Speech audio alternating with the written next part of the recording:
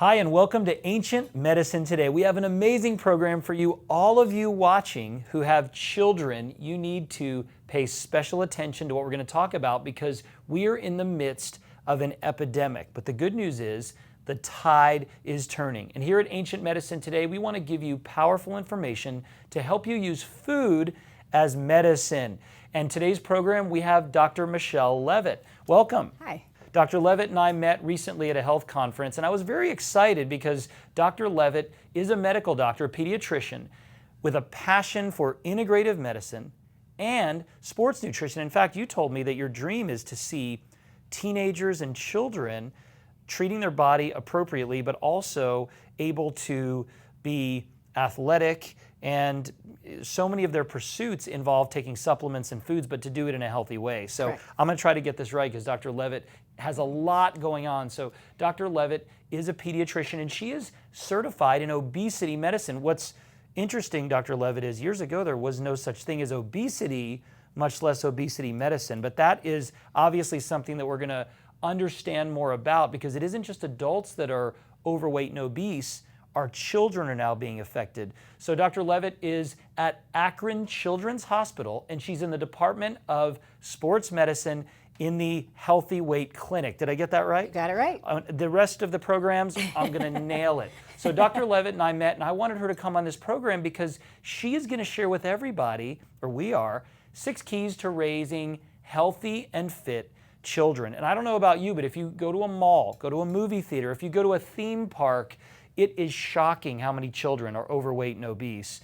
And today we're going to talk about practical ways to raise healthy and fit children. And as always, if you are interested in this topic, go ahead and click that like button. And if you know anyone who has children who wants to raise them in a healthy way, which should be everybody, make sure to share this link with others because we need to get the word out that the good news of good health is available to all of us. So let's get started. This is a great one, Dr. Levitt.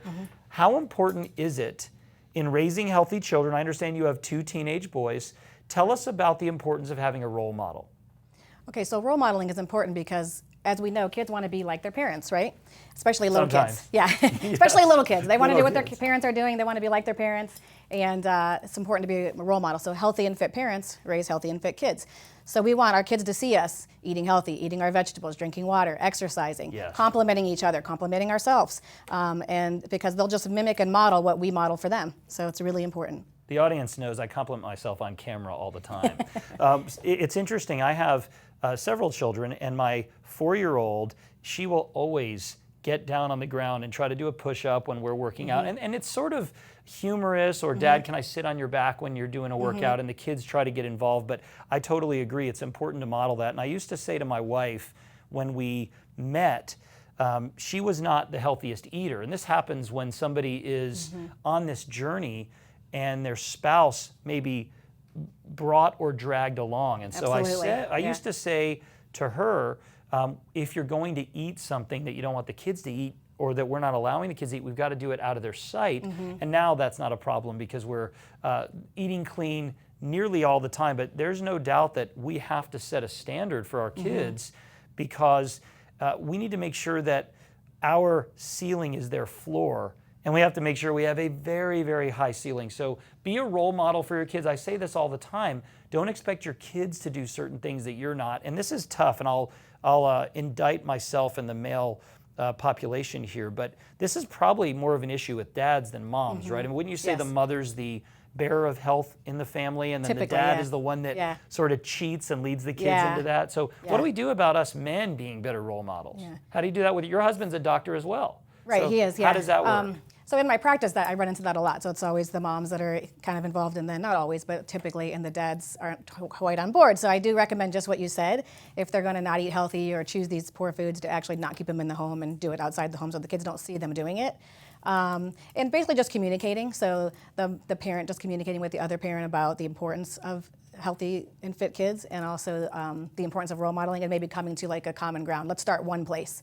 Let's start with just taking a walk together as a family. So now we're exercising together, and then add things on as you go. So it's just kind of baby steps for the other parent. Absolutely, and I Yeah. know that you also do health coaching, and you'll personalize that, or you can do it virtually, which is great. Correct. And so sometimes the mom or dad need a role model themselves. And I think Absolutely. when we're speaking about anything authoritatively, we need to practice what we preach and only preach what we've already practiced, because at the end of the day, we live in a world filled with hypocrisy. And so when you see somebody say something that making a stand, you immediately look for what are they really doing in their life. There's scandals, et cetera. We seem to celebrate that, but it's really important.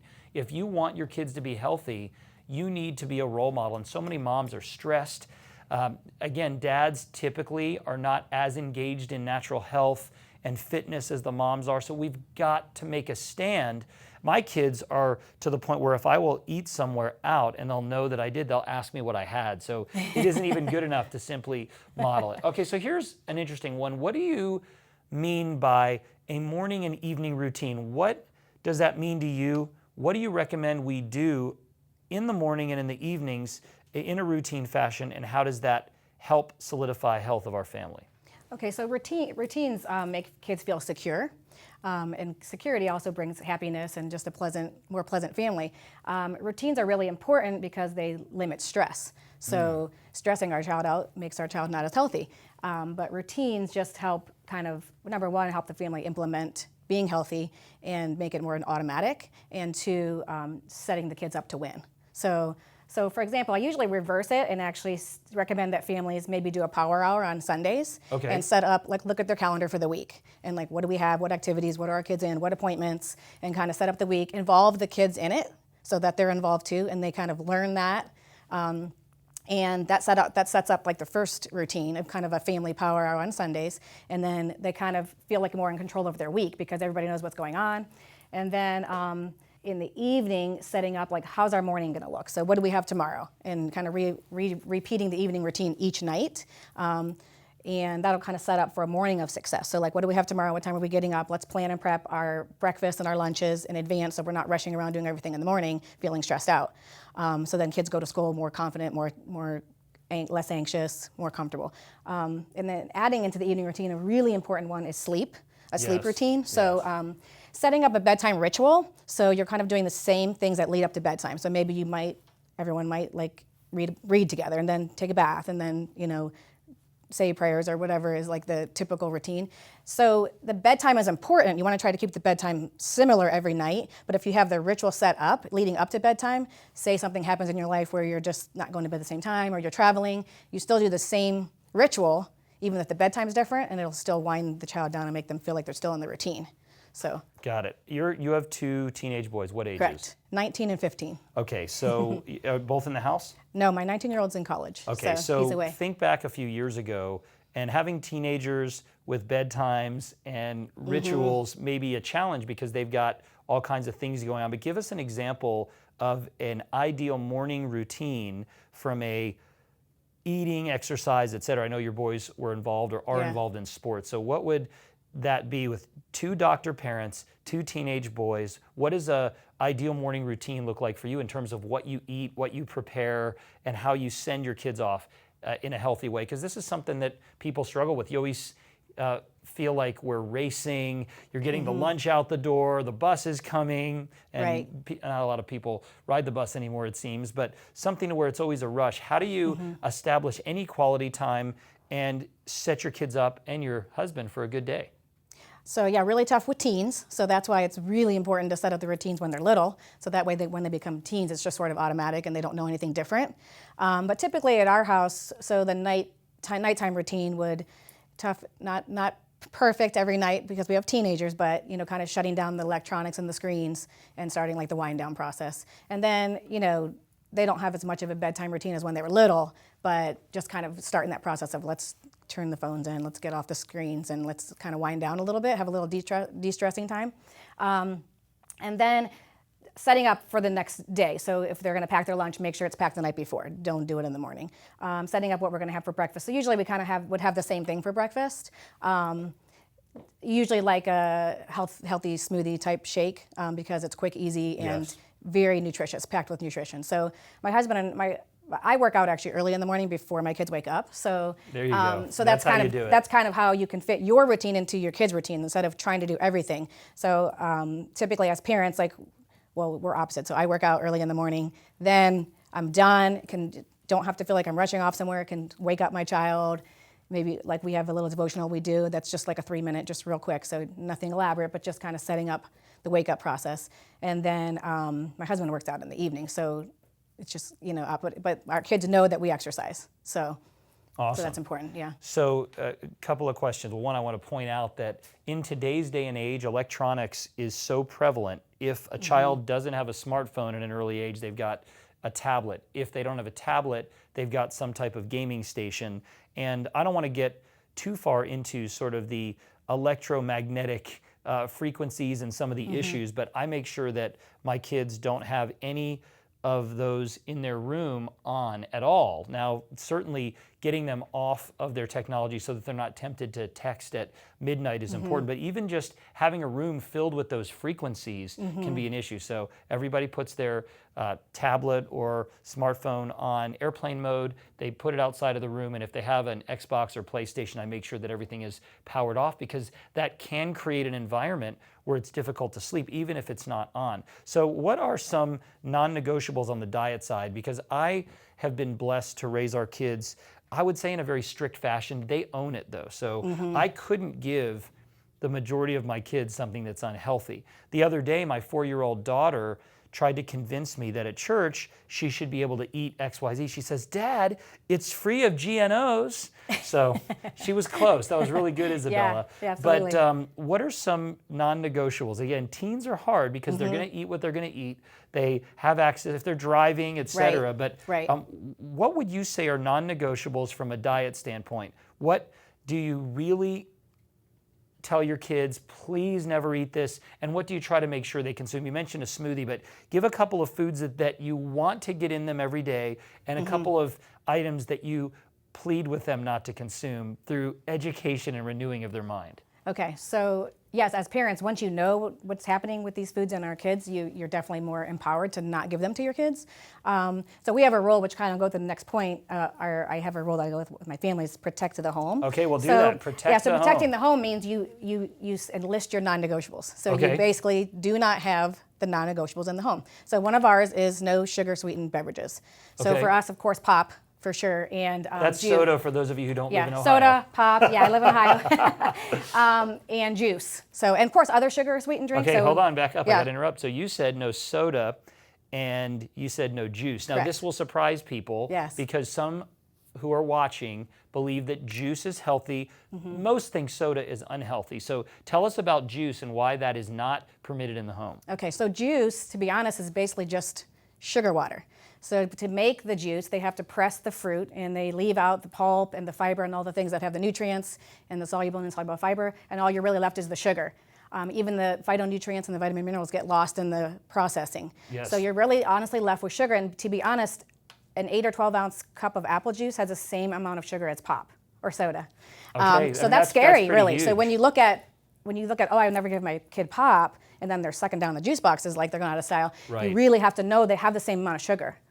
They really do. When I was younger, my parents were very into natural health. My dad's a naturopathic doctor and chiropractor, but I didn't like to drink water, and I was drinking these 100% juice drinks all day long. I'd freeze them in popsicle molds. I'm talking 8 or 10 a day when you're a child. That is 40 teaspoons of sugar or more. So keep that in mind, folks, that one glass, an 8-ounce glass of orange juice can contain between 30 and 40 grams of sugar. Now, they're not added sugars, but they're sugars. So you said soda, i.e. pop, juice. What else is not in your home? Processed breakfast foods, so like the quick things like pancakes, waffles, toaster strudels, Pop-Tarts, and cereal.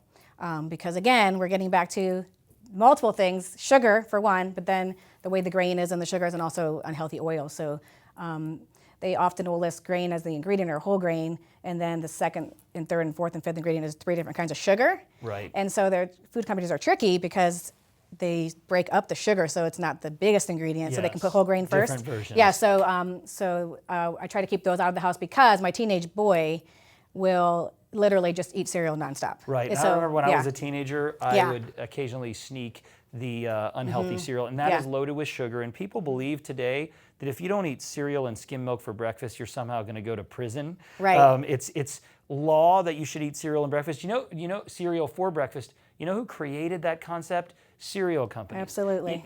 Just like a greeting card company created Mother's Day. Now we love Mother's Day, but folks, you got to understand, eating grain-filled, sugar-filled cereal, especially with skim milk, I like to call that diabetes for breakfast, because essentially that is going to put you in a situation where you're going to suffer. And then for lunch, people have a lot of grains, sandwiches, but usually with sweet things, juice boxes, et cetera, then a dessert. And so we're really setting our kids up not only for a roller coaster physically, but mentally. So we're going to avoid pop or soda. We're going to avoid juice. And then a lot of those breakfast things are a lot less healthy than we think. And so this is really great. If you protect the home, if you don't have it in the home, at least there's a sanctuary during that period of time. You can't always control what your kids do when they're out of the house, but you can protect them. I want to have you give me one good example of one of your two boys sort of owning this. So what's an experience where they would come home and say, Mom, everybody went out for pizza, but I decided X, or Mom, just like you told me, I didn't have this, that, or the other at a birthday party. What was a light bulb moment where you knew that you were being a role model, the routines were working, and you had protected the home? Give us a good story. So my 19-year-old, he in the what my 15-year-old is doing now, he buck me on everything, and they don't understand why it's not healthy, why they can't have it, and he just hasn't owned it, just like you said. So because he hasn't owned it, I have to protect the home. But my 19-year-old, when he was around 16, he kind of saw me working out all the time, exercising, eating healthy, and just asking me questions like, hey, what about this, what about this? And so he also had really bad acne, and That's a motivator. So we kind of talked about. He actually researched on his own. Hey, Mom, I realized like gluten causes acne, and he's looking up all these things on his own. So folks, check that out. That's a good thing for teens. I'm going to tell a story about that in a minute. But you have to find something that will motivate your kids. And having pimples and being self-conscious about that, that's a motivator. So he realized gluten and was sugar, an issue. And he looked up, and so once he realized that the light bulb went off, making the connection of what I always preach to him, and he decided on his own, like I'm just not going to do it. So he would come home and say, oh, we went out, and he'll still go to fast food or whatever, but just not order the pop. So, he's like, I chose water, and, he was starting to just make his own choices on his own. So that was really nice to see, and him just going out and exercising on his own without anyone telling him, and so. That's awesome. So that was great, yeah. Well, and I know for young ladies, I have 3 daughters. As they get older, they're more conscious about their weight, and so if you look at motivating young ladies, your hair and nails will grow better, your complexion will be better, your weight will be better, and then boys definitely, on the sports nutrition side or the fitness side, can be really motivating. I remember when I was younger, I realized, well, wait a minute, my dad's a chiropractor and a naturopathic doctor. He can order sports supplements wholesale. I'm going to get into this, and so that motivated me. And even my 12-year-old son, who's going to be 13 next month, I've noticed that as he's hitting puberty, his skin is starting to change. I didn't have terrible acne, but I had it bad enough that it bothered me. And so we do a lot of various, I would call it diet experimentation. And so we did a program for a week, diet and exercise, involving a lower carb, more of a ketogenic diet, and utilizing intermittent fasting. And it was staggering how much better his skin got. And what I loved the other day, I said, Joshua, something about his skin, and he said, well, I don't look in the mirror that much, which made me happy, because you definitely want kids that are a little less self-conscious, but find something that will motivate your preteens and teenagers, whether it's athletics. We see Tim Tebow's on a ketogenic diet. We read about athletes that are very strict, and that's been a good message. But again, with the young ladies, we want to help them understand that what you eat and what you avoid can help make you more beautiful. Okay, so physical activity together, this is important. You mentioned you work out in the morning, your husband does at night. What can you do as a family that can be good physical activity, and how much do you recommend? If someone comes to you in your clinic and says, we want to start exercising as a family, where do you begin? Okay, so I usually tell families the recommendation is 60 minutes a day of physical activity. And that actually does not have to be all at once continuous, so you don't have to carve out an hour. You can just break it up in little increments. So I teach them, some of it can be structured and some can be unstructured. So structure would be like you're on a sports team, or you're having a practice for school, or you do a defined activity. Unstructured is just getting out and playing. So just get outside, get in the sunshine, run around, play, go on the trampoline, ride your bikes, pick up a game of basketball with your friends. So that's unstructured play. So I tell them try to get a mixture of both, especially little kids. So teenagers, if they're in a sport, are definitely getting plenty of structured activity. I try to just involve them in the family activities, like just going for a walk together, or just doing like an activity like a hike or something like that, or riding bikes together, or just shooting hoops with them. So instead of telling them to go out and play, you actually go out and play with them, get dirty with them, get some sunshine. But I try to tell families you can break it up. So say you do like go for a walk after dinner for 15 minutes, and then maybe you come back home and as a family play the Wii, like an active video game where you're moving and everyone's active, and then everyone goes out and jumps on the trampoline or something. Or so again, it's kind of all broken up. Doesn't have to be 1 hour of continuous activity. So I really try to empower families. It's okay, even if you just get 15 minutes in. That helps. It's better than zero. Awesome. So, yeah. Or your 12-year-old son can just taunt you and say that I'll kick your rear in basketball and get you to go out there and dust the old high tops off. Yeah. But no, it is really great. We are lacking in physical activity. A lot of it has to do with video games and electronics. So the only muscle we work is our neck in the wrong way when we're looking down at our tablets, et cetera. So physical activity is really important. Folks, I'm Jordan Rubin here on Ancient Medicine Today, brought to you by draxe.com. We're here with Dr. Michelle Levitt. She is a childhood obesity expert. She's a pediatrician, and she operates out of Akron, Ohio at Akron Children's Hospital, the Department of Sports Medicine, and the Healthy Weight Clinic. That sounds amazing that hospitals and the medical profession is attacking the childhood obesity epidemic head on. And we know that this is critical. We know the risk of diabetes, the risk of asthma, allergies, the risk of neurodegeneration such as Alzheimer's and Parkinson's. And of course, cancer and heart disease is skyrocketing, and it starts with kids. We see developmental issues, autism, Asperger's, et cetera. All of that can be improved by implementing these keys to raise healthy children. So we've been through 4. Now we're going to talk about recharging and de-stressing. This is pretty interesting because I believe children are more stressed than ever before today. And we know that there are 2 hormones that play a big role that the adrenals secrete. One is cortisol and one is DHEA. And we're seeing children, just as we adults, are just having cortisol levels through the roof. That affects serotonin, which affects brain function. It can lead to depression. So give us some ways that we can help our kids recharge and de-stress. Okay, so this definitely kind of brings back into the routines and rituals are really important because it's a stability thing for kids where that's one area where they don't feel stressed. Okay. A second one would be take a look at your calendar and is your child overscheduled or are you overscheduled? Wow, so, that's a big one. Yes, signs of overscheduled, signs of overwhelm. Kids are headaches, not sleeping well, moodier than normal. When you see signs of overwhelm, like that stomach issues, they're just these little complaints where it could be related to food, but often it's related to overwhelm from overscheduling. So kind of take a look at your schedule, and if you're noticing your child to be moody or just not sleeping well and something changing, like maybe we need to pull something back. So that's one way to kind of de-stress, keeping with your routines and also taking a look at the overscheduling. But recharging, I recommend that kids need 1 hour a day of just free time. Okay. Free to like not be doing homework, not be exercising, not be, so obviously ideally we want them to get outside in the sun and just get dirty and just play. Take away the electronics. So recharging does not mean I'm just sitting relaxing in front of a screen. It's reality, not virtual reality. Yes, and this is where it gets back to parents role modeling. So sometimes we have a stressing day, we get home from work, we have our dinner, then we just sit in front of the TV and veg out, and that's how we recharge. So we don't want to model that for our kids. We want to show them different ways of recharging. So maybe you might do a mommy and kid yoga class, or just like even teaching them a little bit of meditation, just unique to each child. You have to kind of see where your child's at. My teenager, he's a little bit of a tough one. So what we often do is just take away the screens and maybe play like a board game and we make him do it, of course. One day I said, let's do a puzzle. He's like, that's stupid. Yeah, I was like, come on, let's do a puzzle to be relaxing. We had a family tackle Monopoly game this weekend. Yes, there you go. Yes, Yeah. that's exercise, and it's wonderful for the brain. Yeah. So recharging, just letting your kids be free for at least 1 hour a day where you're not nagging them, you're not having expectations of them, you're not putting them through a schedule, running them somewhere. Just make sure that's built in, and if it's not built in, you are overscheduled. Okay, so giving your children a chance to chill out because we want them to take music lessons, we want them to play sports, etc. The other thing that I find that really can stress kids out and adults, social media engagement can really be a stressor. I've noticed with select children, I'm not sure if you're watching or not, but when they are involved in social media, all those things you talked about, moodiness, disengaging with the family.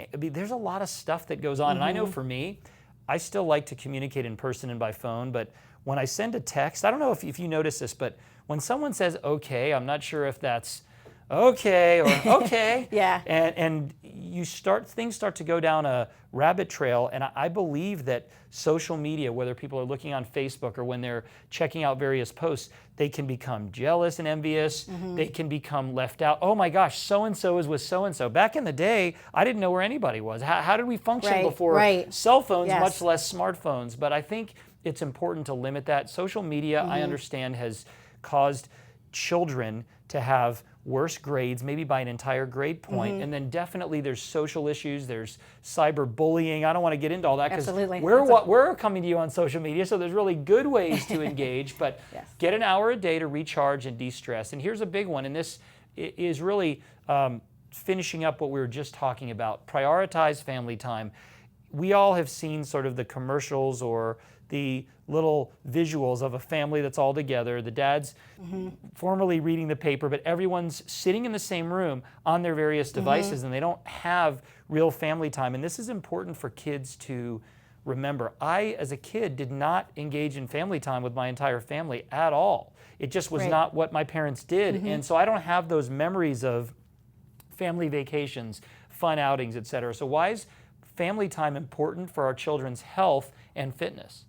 So prioritizing family time is important. Again, it builds security, confidence. So one of the big things I have you build in when prioritizing family time is family dinner. So again, getting back to the routine, you look at your calendar for the week. You might not be able to sit down around the table every single day, but at least a couple times a week if you can do that.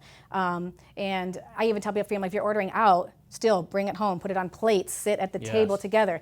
So you prioritizing that your child is important enough for you to sit down with them at a table and have a meal and communicate is huge. And again, getting back to the screen, so kind of setting that non-negotiable. We do not have screens at the table. So we have maybe if you only have one day a week that you have family time, just that's no screens. So that way you're looking at your kid face to face, and that is their opportunity to communicate with you. So things that are stressing them out on social media, try to make it a time where you're not nagging them to do something or what are we doing next? Let's just talk about the highlights of our day. What are we thankful for today? So really prioritizing, you have to be really intentional with that because we're so overscheduled that we just sort of run to the next thing, to the next thing, to the next thing. So making that a priority so you can start with family mealtime, and even, like I said, it doesn't have to be every day. So look at your calendar for the week and you tell the kids, especially teens, we're having family dinner on these 3 days. The schedule. So that way they don't say, hey, can I go to so-and-so's? Can I do this? Nope, it's not family mealtime. So we actually did that when I used to work in Akron. It was an hour from our house. So we actually had family mealtime at a restaurant. So it was halfway between, halfway for my husband to come to me and me to halfway home. So that way I didn't get home at 9 o'clock at night. And then so we just said Thursday's our family mealtime, and we just had them at the same restaurant every single week, no screen. So it doesn't have to be at home, just that you're together with the family or prioritizing it. So you have to be really, really intentional. So other ways you can actually make your child feel important and make sure that they're a priority is just going to church together every week. Again, setting some sort of routine that's standard that they know they can count on that makes them secure. That's a non-negotiable. Like we go to church every Sunday. This is just what we do. Don't ask. Don't ask. This is part of our routine. This is part of our life. It's built in. And then also either serving at church or volunteering somewhere, Humane Society or somewhere, to give your child and prioritize doing it together with them. That's so awesome. Yeah, it doesn't have to be family time like we're all going for a hike or we're going on vacation. It can be built into your weekly and monthly schedule. Like once a month we volunteer at the food shelter, or and you're prioritizing family time together doing it, but you're serving others, which also shows your child another dimension of health. That's awesome. Well, I'm here today on Ancient Medicine talking about keys to raising healthy and fit children with our guest, Dr. Michelle Levitt. She is a board-certified pediatrician and obesity medicine specialist, and we're helping you make sure that your kids grow up to not be as healthy as you, but even healthier. So we're going to sort of recap. So what Dr. Levitt told us was the importance of having and or being a role model. Don't do things in your diet and lifestyle that you want your kids to avoid, and make sure that you model healthy eating and a healthy lifestyle. The habits that you instill in your own life are going to spill over your kids. Make sure to have sound and consistent morning and evening routines. You talked about bedtime being so important. Sleep is the #1 nutrient for kids, vitamin S. They don't just need a lot of sleep, they need sleep at the right time. And I've noticed for me, all of my kids need different amounts of sleep. I have a son, Samuel, who really He's 9 and he could go for 11 hours a night. I have a daughter, Alexis, who really just needs more like 8. She goes to, no matter what time she goes to bed, which we're usually very consistent, but if it slips, 8 hours is what she needs. But you have to pay attention to that. Make sure to have those routines. Protect the home. You mentioned no soda, no juice. I'm sure there's other items such as white flour and artificial sweeteners, etc. But have some non-negotiables with what you won't have in the home, because if you have something in the home, you can't blame them for getting it at midnight when they're hungry. Right. Physical activity together. Do something together with your family, even if it is, as I mentioned earlier, tackle Monopoly. And I'm barely kidding about that. Recharge and de-stress. Get off your devices. Get off social media. Give your children 1 hour a day to be a kid, and preferably kick them out of the house to do it. Absolutely. And number 6, prioritize family time. Take trips, go to church, serve. I love that. Serve in shelters, do volunteer work, etc. That is a great way to be a role model and make a difference in your community. So folks, if you're somebody who needs a little bit of extra help in your journey to raise healthy kids, maybe you're a mom and you have done things wrong for a while. This is not about feeling guilty. It's about starting today. Yes. My own family, I have been blessed to have a biological child and multiple children that we have adopted. And we don't have an opportunity from day one to raise them the way we want to. So we've had to learn how to teach, educate, and empower our children, no matter what age they are, and what they've been doing to embrace these new habits. So if you're interested in learning more about how to raise healthy and fit children, visit drmichellemd.com. That's drmichellemd.com. And on the website, you told me that you do wellness coaching, so you do that virtually, or if it's in a 100-mile radius, you can connect with families individually. So if you're in the Ohio Central, Northeast Ohio. Yeah, I was way off. Northeastern Ohio area, you can check out Dr. Michelle Levitt. She can be a wellness and fitness coach. You're certified in multiple forms of fitness. She can help moms get healthy too, because that's the real key, is that moms are overstressed. Absolutely. Moms don't have time for themselves. Moms don't get to work out. And if they don't, a grumpy mom is no fun, right? And mom, it's not fun for you either. And we need mom to be healthy, because when mom's not healthy, the whole family is disheveled at the very least. So if you want to visit drmichellemd.com for more information, and as always, go to draxe.com, where there's nearly 2,000 articles on how you can use food as medicine. If you've enjoyed this program, I encourage you to click that share button. If you know moms or dads who want to raise healthy and fit children, make sure that they see this information. Hopefully it'll inspire and motivate you to transform the health of your children, one bite, one meal, one exercise activity, one evening routine at a time. I'm here with Dr. Michelle Levitt. I'm Jordan Rubin for Ancient Medicine Today, wishing you great health. See you next time.